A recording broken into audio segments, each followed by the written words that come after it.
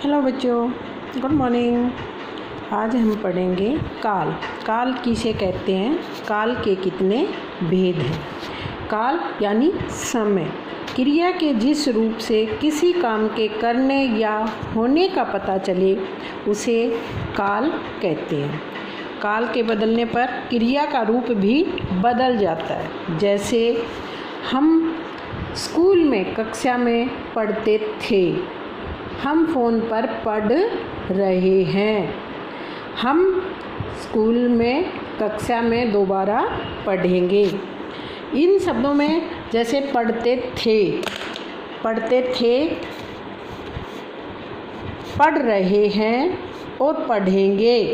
पढ़ जो शब्द है उसके तीनों रूप बदल गए। पढ़ते थे, पहले पढ़ते थे स्कूल में, अब नहीं, अब घर पर पढ़ रहे हैं और हम आने वाले समय में स्कूल में फिर दोबारा पढ़ेंगे। काल के 3 भेद हैं, भूतकाल, वर्तमान काल और भविष्यत काल।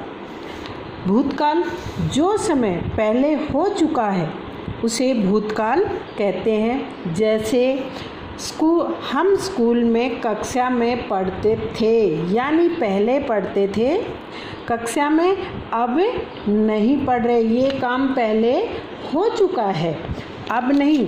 अब दूसरा है वर्तमान, जो काम अब कर रहे हैं उसे वर्तमान काल कहते हैं।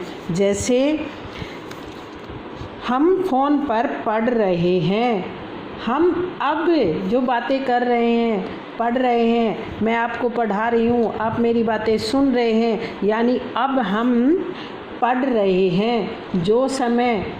जिस समय हम जी रहे हैं, हम बातें कर रहे हैं, वो वर्तमान काल है, उसको वर्तमान काल कहते हैं।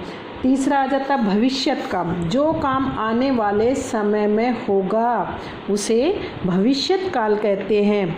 जैसे हम दोबारा स्कूल में कक्षा में पढ़ेंगे, हम दोबारा स्कूल में कक्षा में पढ़ेंगे, यानी आने वाला समय जो होगा वो भविष्यत काल है। कुछ वाक्यों को लिखे हैं मैंने, इनको छांट कर आप अपनी कॉपी में भूतकाल, वर्तमान काल, भविष्यत काल, तीनों कालों के बारे में अलग अलग छांट कर आपने लिखना है।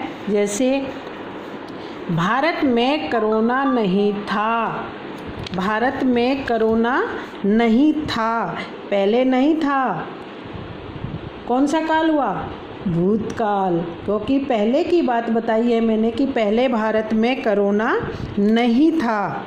भारत में कोरोना फैल रहा है, भारत में कोरोना फैल रहा है अब, इसीलिए तो हम घर में बैठे हैं ना, अब भारत में कोरोना फैल रहा है।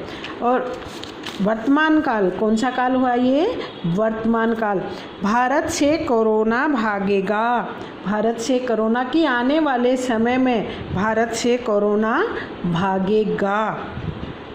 ठीक है बच्चों, या मैंने आगे 10 वाक्य लिखे हैं, आपने इन वाक्यों को अलग अलग छांट कर तीनों कालों में अलग अलग, भूतकाल, वर्तमान काल और भविष्यत काल, अलग अलग छांट कर कॉपी पर लिख कर वापस मेरे पास भेजना है।